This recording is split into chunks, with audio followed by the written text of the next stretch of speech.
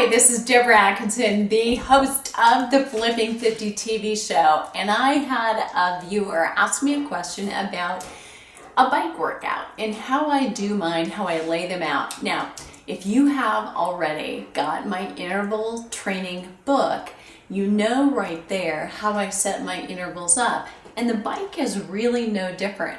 But let me walk you through it, because I know when you transfer exercises that you might be used to using for running or for walking, maybe even on your elliptical trainer, it's a little different when you get on the bike or in a pool to transfer that information. But here's how it goes. So basically, I'm on a trainer on my literal bike that I would use outside, and it's a great way to stimulate the comfort that I have on my own bike with a great fit. I know it's been fitted to my body, so risk of injury is fairly low, and I can get better at biking outdoors by exercising inside.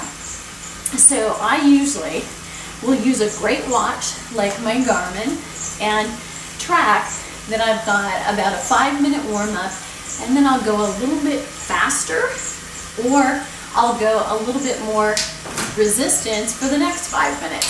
So it's still an easy, gentle warm-up.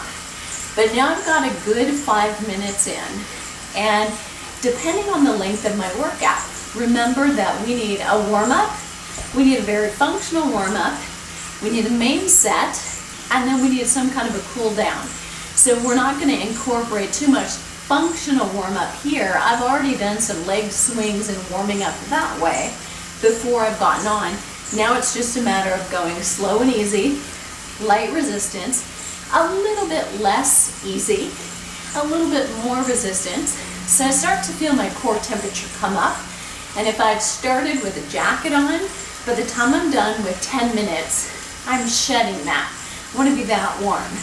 And I'm thinking good form, thinking about taking my legs forward and back, my toes forward, my heels back with every stroke. So it's not always down, but it's drawing a circle. So I'm using the entire pedal stroke and not just part of it. And that's something that if you're brand new to biking, you might not be used to thinking about. So think about what I just said. It's toes forward and back with the heel, and it's all the way around. So if you can imagine a clock, draw it all the way around, and what we tend to do is only start pushing at about 3 o'clock. And you'll know when you're doing it, but think about pulling back behind 2. Use your entire stroke. You'll get a better workout, and you'll work your hamstrings as well as your quadriceps. And as you add resistance, you're dialing that up. Stay in the back of your seat, and you'll be using your glutes a little bit more. Now, once I've done my 10-minute warm-up, that's when I decide what my main set will be. So let me give you an idea. One workout that I'm going to do today. So I'm going to take about 30 minutes break in the middle of my afternoon and do an exercise break. So what I'm going to do for my intervals is break everything into 5 minutes. I'm going to do 5-minute intervals, and they're going to go like this. I'm going to stay comfortable, although can you hear me? Breathing a little bit harder, which is as I should be. I'm going to go about 4 minutes, 30 seconds, just like this. But at that last 30 seconds of each 5-minute interval, I'm going to look at my watch, and I'm going to go faster or add resistance, one or the other. So this feels like a sprint and feels like I can't do any more at 30 seconds. I don't want to feel like, oh, I'm just done because I'm done. I want to feel like my legs are done, my lungs are done, and I'm breathing hard. I'm going to back right back down and recover and stay here for another 4.5 minutes. So you need to go all out. It's not just, a little faster, a little harder. Go all out for that 30 seconds. So I can't talk nearly as comfortable right now as I could, and that's right where you need to be. That's one option. Let me give you a second one. If you want to go just a little bit harder, And I also wanted to do maybe about 35, 40 minutes, and that's it, and be done, which is longer than I have some days. It's gonna look like this. I'll do that 10-minute warm-up, and then I'll do 3 minutes where I'm either going faster or I'm maintaining my speed at about 90 RPMs, revolutions per minute, and I'm gonna stay here, but working pretty hard for 3 minutes. Now, I start to wane. So if it's really a challenge, as it should be, I have to watch my speed. And sometimes the best way to do that, if you don't have a monitor that tells you how fast you're going, get some music that you know is 180 beats per minute.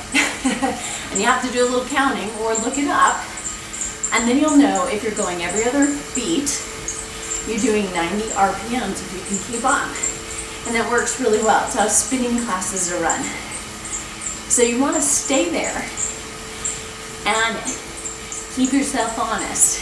So yes, it should get tough. By 3 minutes, you should be done and need a break. And then what you would do is for 2 minutes, back off.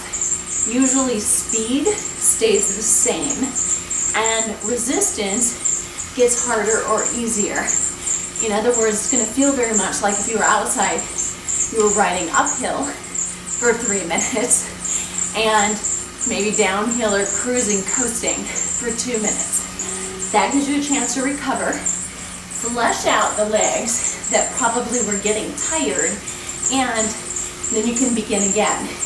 You want to do that about 6 times at most. If you're just starting out, repeat that. It's 3 minutes hard, 2 minutes easy, 5-minute cycles again for 3 or 4 times. And just let yourself adapt. Those are 2 interval training sessions you can use for your main set. Now, cooling down is important too. So you don't just jump off. You ride nice and easy for about 5 more minutes. Let your heart rate come back down, your breath rate come back down, and this is a good time to think about form again and whether or not you're drawing circles or you're just pushing down. You want to be really drawing nice circles. Use that whole pedal stroke, and that's a great workout.